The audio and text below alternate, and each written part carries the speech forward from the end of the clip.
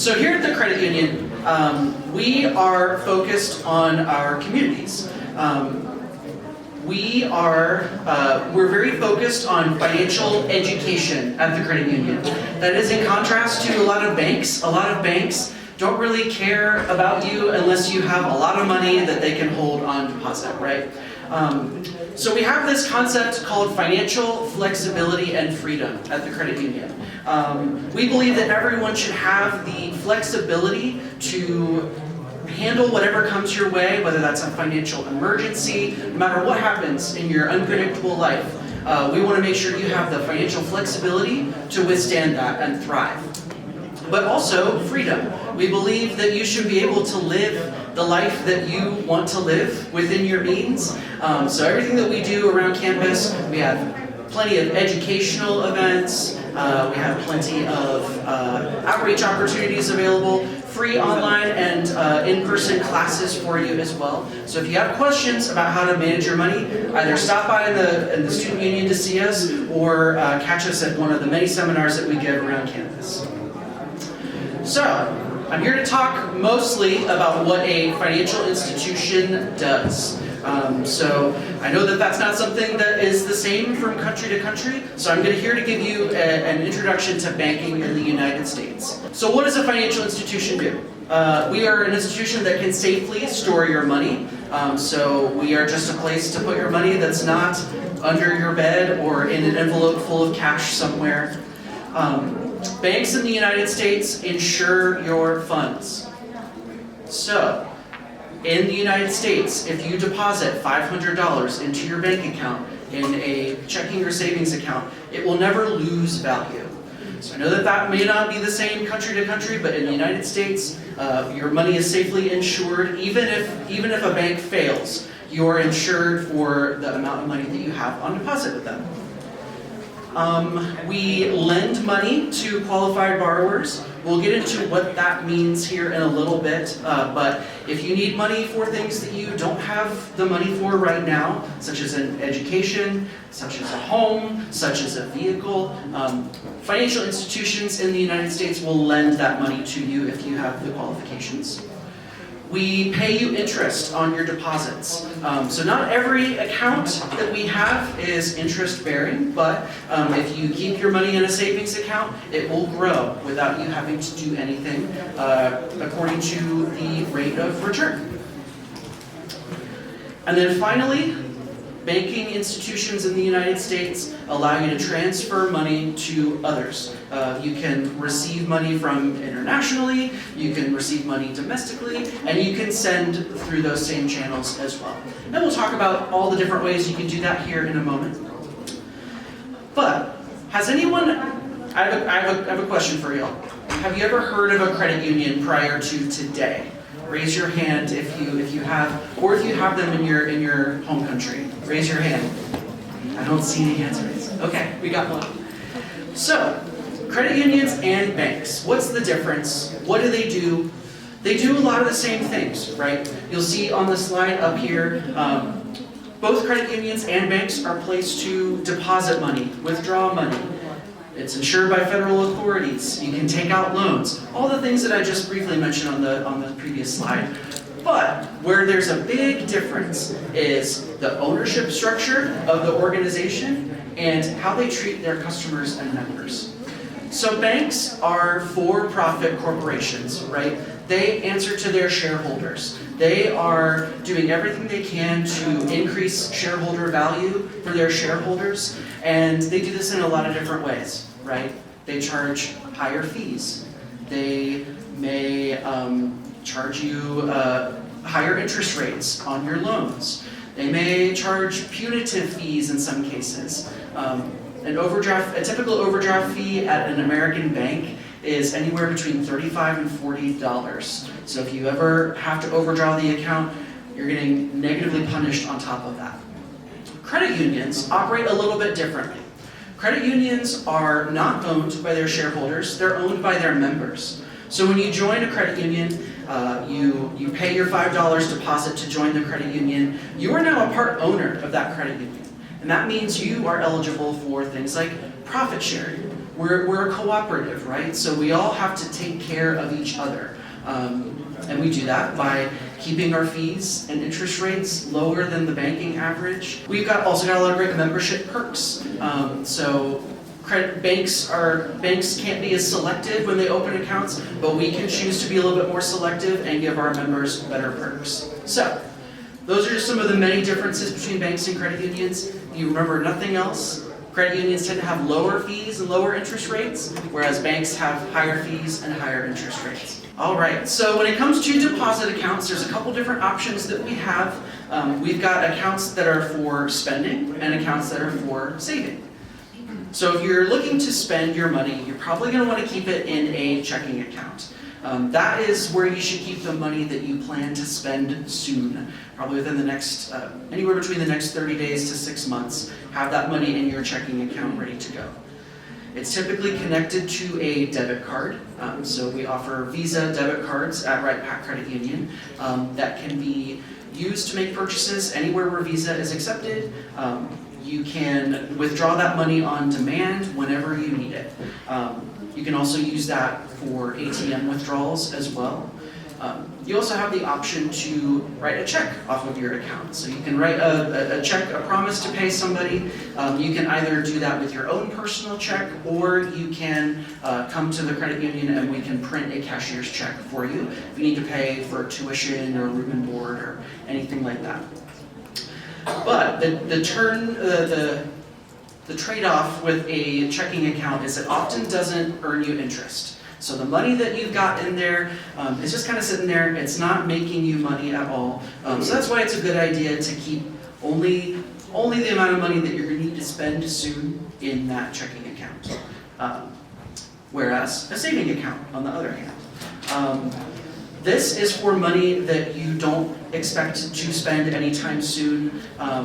And in exchange for that, it grows by earning interest. So we pay you to keep your money in the account. And again, just like the insurance on the deposit, the interest that you earned is also insured as well. Once that payment posts to your account, that's yours no matter what. Savings accounts are typically not connected to a debit card, and this is good for a couple of different reasons. You probably don't want to have your access to your full savings balance on a debit card. I know I wouldn't want that.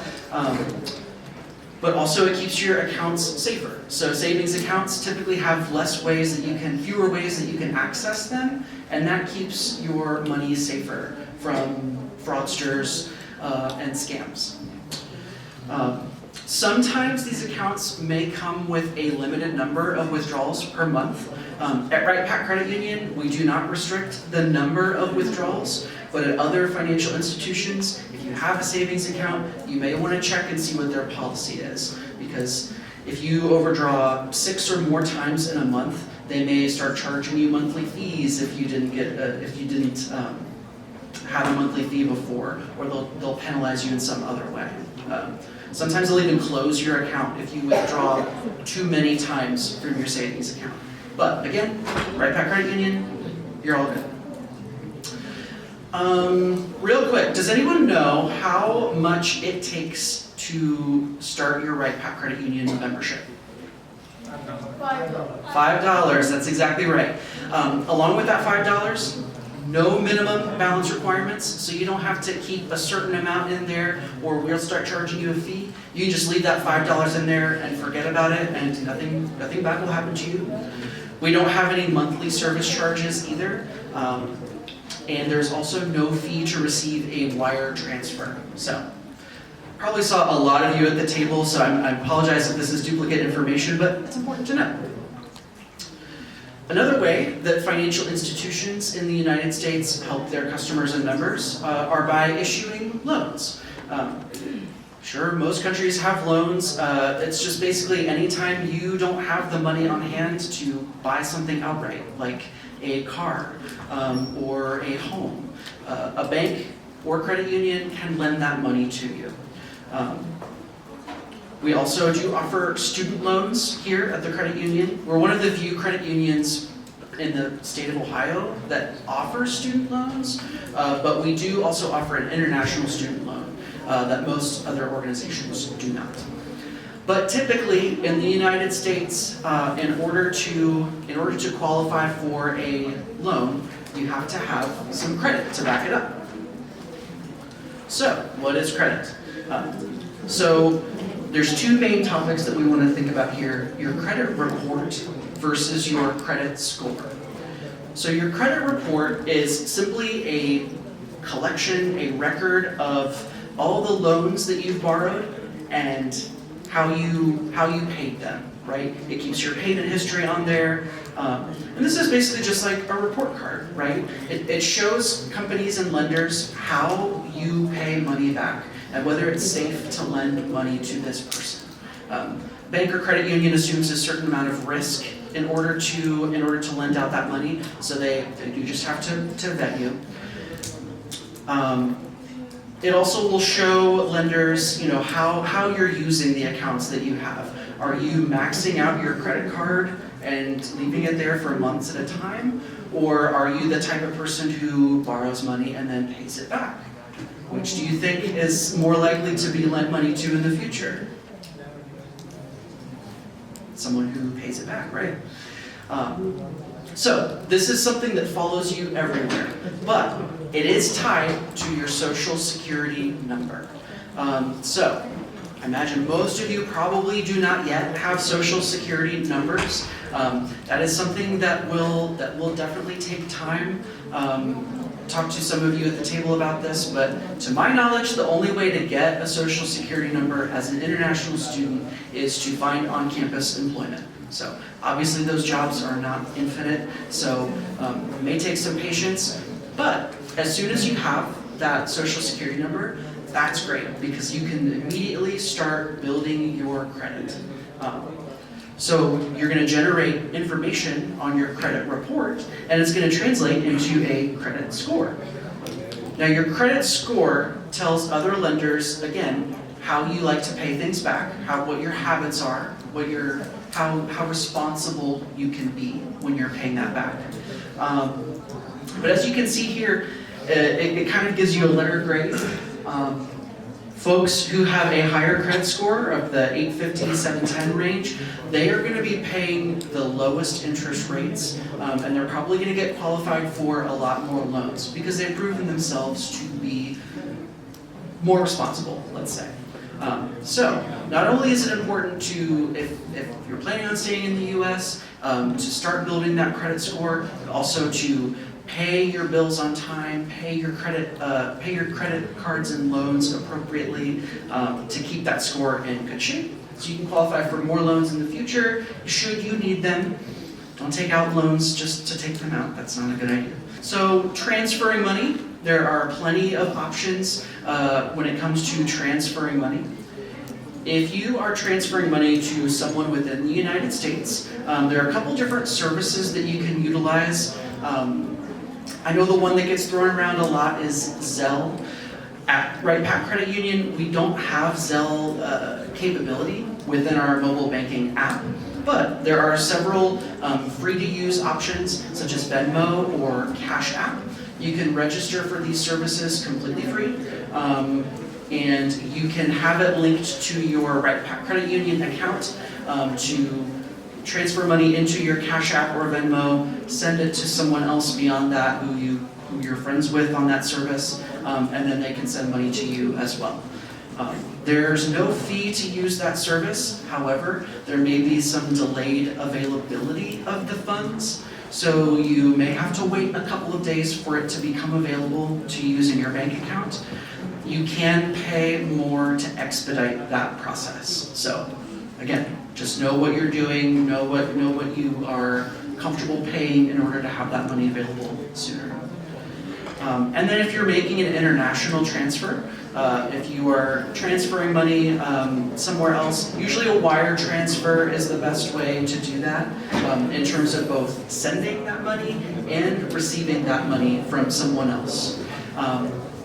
Wright-Patt Credit Union does offer the ability to send and receive international wires. And again, we do not charge any fees to receive an international wire transfer or any wire transfer. So if another financial institution is charging you a fee to do that, just consider what that might be.